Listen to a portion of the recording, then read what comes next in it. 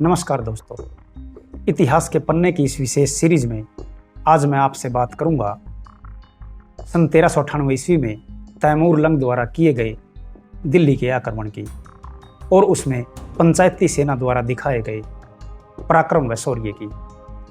जी हाँ, सन 1398 ईस्वी में तैमूर लंग ने एक भारी भरकम 92,000 की सेना के साथ दिल्ली पर आक्रमण कर दिया। यह एक इतना जघन्य कत्लेआम था जिसे देखकर हर कोई दंग रह गया। तैमूर लंग एक क्रूर शासक था जिसने दिल्ली में बहुत बड़ा लूट का खेल खेला। बहुत से लोगों को गाजर मूली की तरह काट दिया गया। दिल्ली को बुरी तरह लूटा गया और तैमूर लंग इस युद्ध में लूट के इस सिलसिले को बढ़ाते हुए हरिद्वार की तरफ बढ़ रहे थे। यह स्थिति तब थी जब बहुत से राजे रजवाड़ों ने तैमूर लंग के सामने आत्मसमर्पण कर दिया। वो स्थिति में नहीं थे कि तैमूर की सेना का सामना कर सके। लेकिन इसी बीच में एक उम्मीद की किरण ये दिखाई दी कि निरपड़ा उत्तर प्रदेश के निवासी देवपाल ने एक खाप पंचायत का आयोजन कर दिया।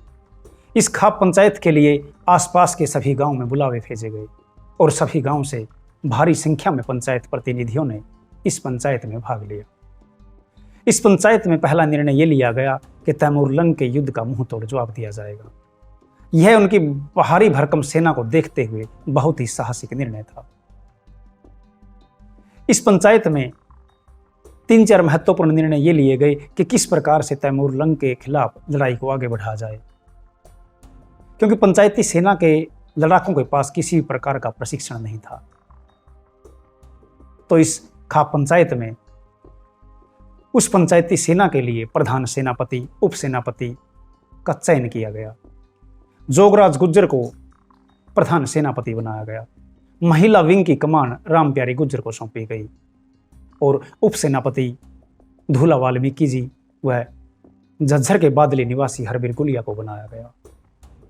बताया जाता है कि दिल्ली से लेकर हरिद्वार तक तैमूर की सेनाओं को पंचायती सेना से 3 बार बड़ा युद्ध लड़ना पड़ा, जिसमें तैमूर लंग की काफी हानि हुई और उसके बहुत से सैनिक मार दिए गए।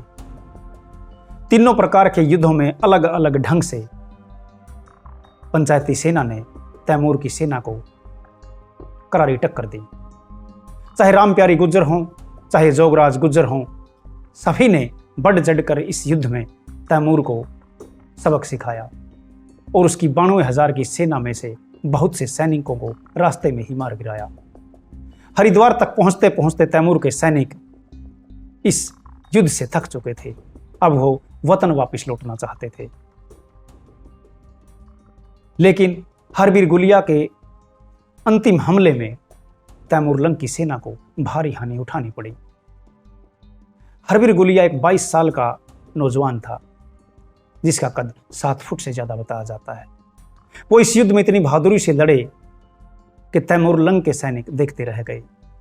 इतिहासकार बताते हैं कि तैमूर लंग को हरबीर गुलिया ने एक भाला दे मारा, जिससे वो घायल अवस्था में गिरने ही वाले थे कि उनके एक सेनापति ने उन्हें संभाल लिया। तैमूर लंग के लिए अब इस लड़ाई को आगे बढ़ा पाना बहुत मुश्किल था। जिस प्रकार से हरबीर गुलिया अपने साथियों के साथ और धूला वाल्मीकि जी अपने 190 सैनिकों के साथ तैमूर लंग की सेना का सामना कर रहे थे, तैमूर लंग के लिए समरकंद का सफर बहुत मुश्किल होने वाला था।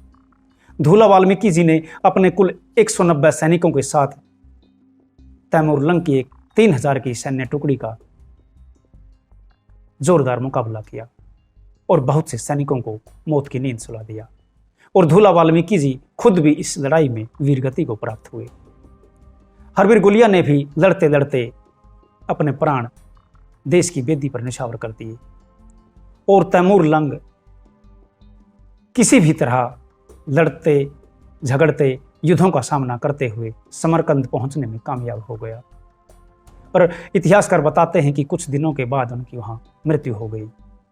लेकिन एक 92,000 सेना के सामने जिस प्रकार पंचायत प्रतिनिधियों, महिलाओं में रामप्यारी गुज्जर, प्रधान सेनापति जोगराज गुज्जर, हरबीर गुलिया और धूला वाल्मीकि जी ने जिस प्रकार का पराक्रम दिखाया, वो सभी देशवासियों को गौरवान्वित करने वाला है।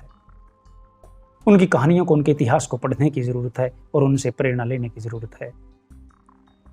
हम सभी योद्धाओं को, जिसने 1398 की इस लड़ाई में तैमूर लंग के खिलाफ अपने प्राणों का सर्वोच्च बलिदान दिया, नमन करते हैं।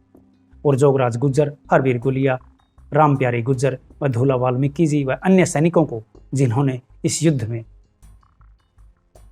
वीरगति प्राप्त की, सभी को हम नमन करते हैं। आज की इस वीडियो में इतना ही।